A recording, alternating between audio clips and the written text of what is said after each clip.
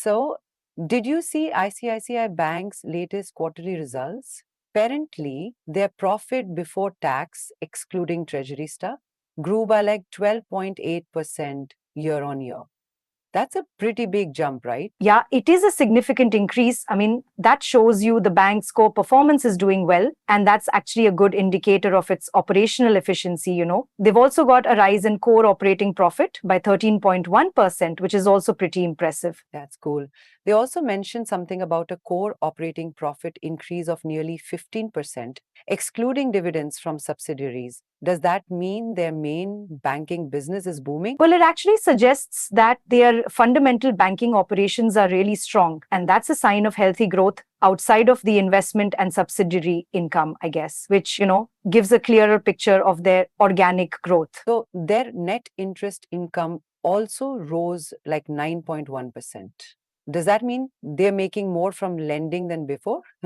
Exactly. It implies they're earning more from their lending activities, which is their primary business, right? That means the interest they're collecting on loans is more than what they're paying on deposits, leading to that profit boost. Makes sense. They mentioned the net interest margin was 4.25% this quarter. Is that good or bad? Well, it's a key metric. It basically indicates how efficiently the bank uses its assets to generate income. So a margin of 4.25%, it's decent, though it's slightly down from the previous quarter and from last year. I see. Okay, so what about non-interest income, excluding treasury? It seems it went up too. Right. The non-interest income is like their earnings from fees and other services. It's up by 12.1%, meaning that their fees from services such as transactions, account management, etc., are generating more money for them. Okay, so their fee income also grew quite a bit, it seems, by 16.3%. I guess more people are using their banking services? Well, yeah, it's an indication of more customer activity. And that translates to more revenue from things like transactions and various other banking services. And a large portion, like 78%, actually comes from retail, rural, and business banking customers. That's pretty significant. Now, they had some treasury gains, right?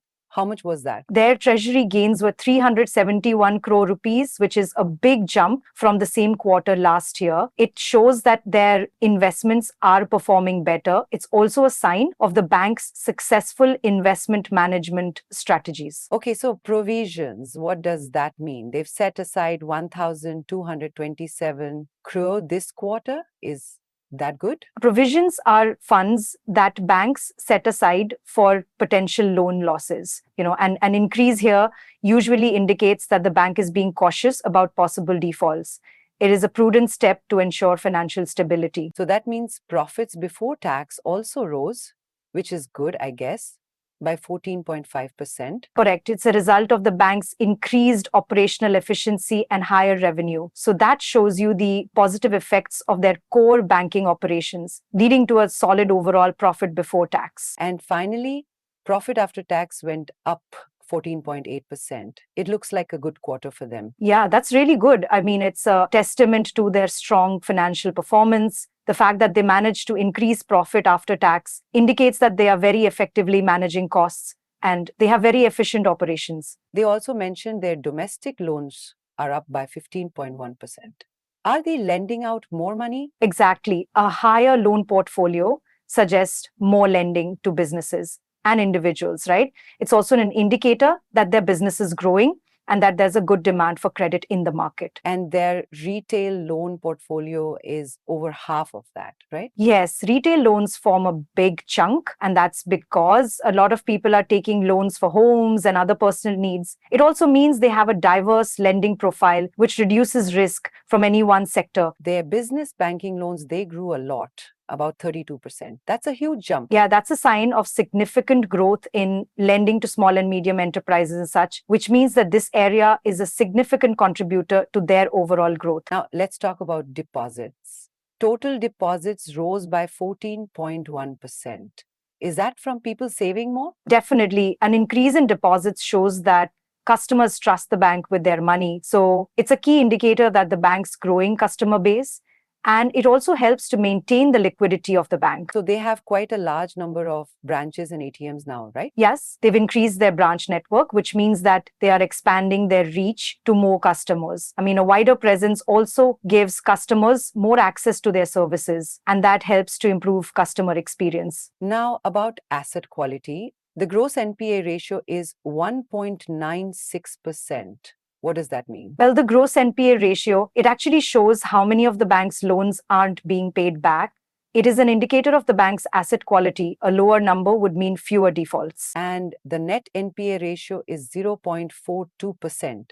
So, the bank is managing its bad loans effectively? Absolutely. The net NPA ratio, it shows that the bank is doing a good job at recovering bad loans or at least setting aside enough provisions for them. That's a good indicator for investors. It sounds like they're handling their non-performing assets quite well. Yes, I mean, with a provisioning coverage ratio of 78.2% on non-performing loans, it means they're taking steps to manage their risk and also protect their capital against potential losses. So their capital adequacy ratio is quite high, it seems, at 16.66%.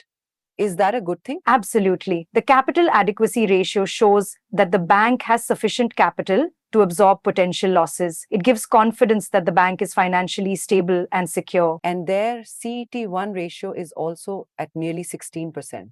That's also pretty good, right? Exactly. The CET1 ratio actually measures the bank's core equity capital. The higher, the better, right? It indicates that they have very strong core capital reserves, which are essential for the stability of the bank. Okay, so what about the consolidated results? The profit after tax rose by 16.6%. Yeah, the consolidated results, they actually combine the bank's performance with all of its subsidiaries. So this increase means that overall, the entire group is performing exceptionally well, and the growth is not just limited to the bank itself. And the total consolidated assets are now 25 lakh 31,488 crore rupees.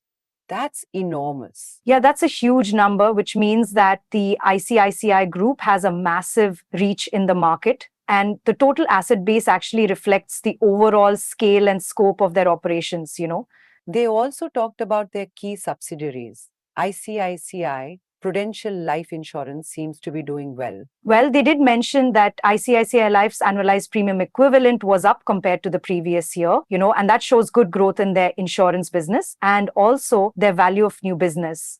And what about ICICI Lombard General Insurance? Their profit after tax increased a lot, right? That's correct. Their profit after tax jumped by almost 68%, which means their insurance business is showing solid profits, though they did mention that their long-term products are now accounted differently. ICICI Securities and ICICI Prudential Asset Management also had profit increases. The whole group is pretty profitable, right? Yeah, all the key segments of their business are doing quite well. So each subsidiary is doing good. This points to a good strategy of the group to diversify their business interests, So overall, it seems like a really good quarter for ICICI Bank. What do you think about the future? It does look promising, right? They're showing growth across all key areas, and their focus on technology and digital channels is likely to further improve their performance. It'll be interesting to see what they'll do next. Also, disclaimer,